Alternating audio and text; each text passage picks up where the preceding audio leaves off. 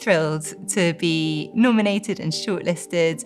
Book banks began as a really tiny thing of just me and my local food bank, and it's already grown quite fast. To have this moment of recognition feels like a landmark in our journey, and I really hope it will help us grow to reach even more food banks. It's a very pinch me moment for the last few months. Yeah, it's just a bit of a dream really to think people have thought in a little village, a little phone box library warrants acknowledgement like this. I was thunderstruck.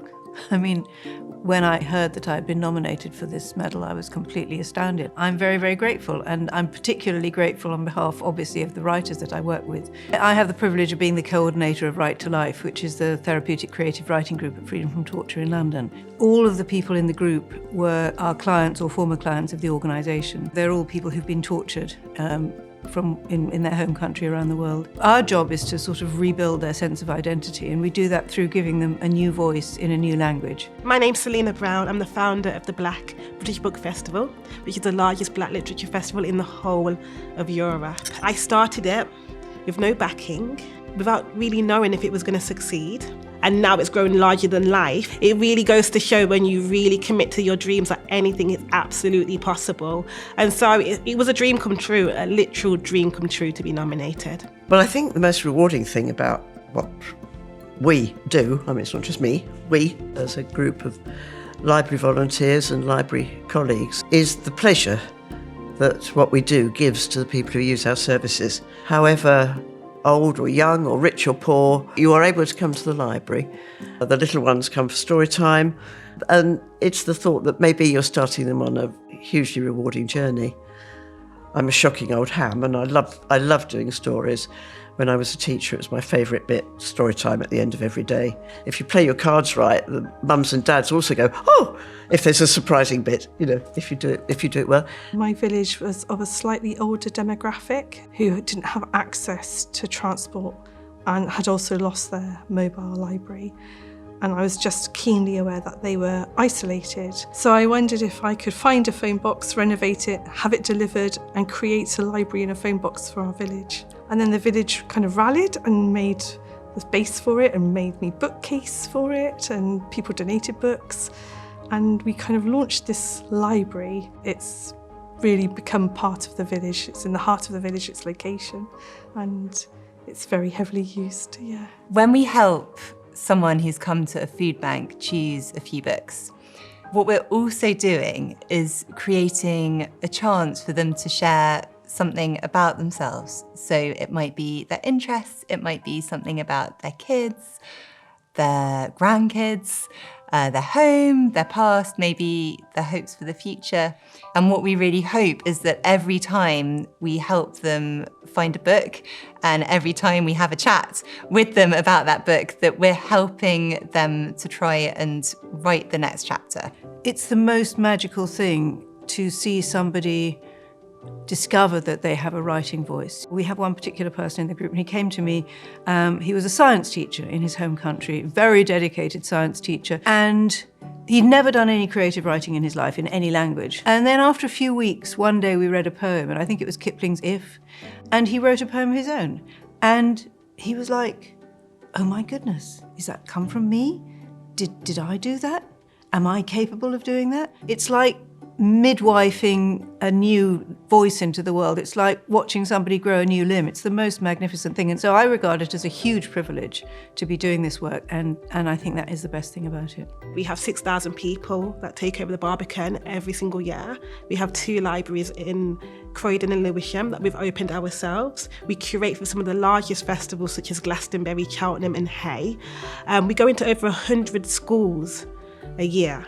And that's where my heart is. Last year we did our first ever children's festival. We had children that had never been to a literature festival before, and their eyes were sparkling and they were laughing and they were filled with joy the whole day. But the bit that stood with me was when they got given a book at the end and they gripped them. Oh my God, I feel like crying right now. Like, they were so happy and they were like, oh, what book did you get? What book did you get? And they were happy. It's that that I do this for. The next generation being able to have a book in their house if they don't have one, and also see themselves in books. Because when you see yourself in a book, there's something that comes alive in you. You feel central, you feel like you exist, you feel like you're important. And that's why literature is so important to me. And that's what underpins all the work that I do.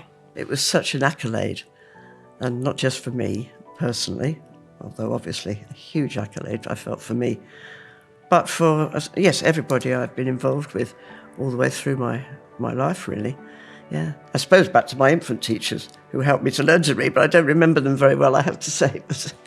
Winning the award for me is larger than life, but it isn't for me. It's for every single child that we've touched at the festival. It's for every single person that's come to our events. It's for the community that has backed us for the last 5 years. This is for us. We've made a stand, we've come together year after year, and this shows that Black literature matters, and we're committed to putting it on the map. Reading just opens up worlds that you would never know were there. It takes you places, it educates you, it entertains you, it consoles you. I just think I'd be lost without reading. People have been writing down their thoughts for thousands of years, and people have been having the same problems for thousands of years. And you will find the solution to any problem that you have in the pages of a book. Reading is also a really important way to find out more about yourself. Novels, memoirs in particular, but really, like all books, they really engage with the big things in life, whether that's love or grief or friendship or family or home life. That's the stuff that matters. And when you're reading these books, you're allowing yourself time to really engage with the whole emotional range of life. It's really going to equip you better to handle those challenges when they come to you. Reading matters because it's empowerment. If children learn that reading is of value to them early, it empowers them to seek knowledge, to understand things that they can read, to have the huge enjoyment that a good story well told can give you. Whether you are a fan of detective fiction or if you are a fan of cookbooks, there is something about the written word in a book which brings people together and makes them feel part of a community. It's a social thing. It's a mental health thing. Reading is everything. It can help the mind, it can give you escapism, it can boost your self-esteem, You can learn, you can laugh, you can find joy, you can also find peace. When I was little, I used to love stories, and my mother, an avid reader, I was very privileged to grow up with a lot of books in my house. And so I used to pick up books, and then it kind of grew into me going into my local library every single Saturday. I found myself in books, and it's absolutely changed my life. Being a volunteer and volunteering in any context where you know that at the end of the day you've made somebody's life a bit better than it was, it's the greatest privilege you can have. If you're thinking about volunteering, you are about to do an amazing thing. There are going to be a couple of things that you might feel a bit anxious about. So my advice to you would be to recognise what those things are and ask for help, because there's always someone around who's happy to lend a hand. I would say find something you enjoy, find something that you've got a keen interest in, try something new. So at our festival, we had 150 volunteers that powered the festival, and they were part of the core team. Every single one of them brings so much expertise and knowledge and beauty and vibes, of course. Try to volunteer doing something where you feel that you can genuinely bring something of yourself to it. I think it's Dolly Parton's advice: figure out who you are and then do it on purpose. There is nobody nasty who loves a library. To volunteer for a library is so rewarding. It's a lovely way of spending whatever spare time you've got, even if you're going to do a couple of hours a week. Yes, do it. Oh, for goodness sake, yes. Go and volunteer at your local library. Yes.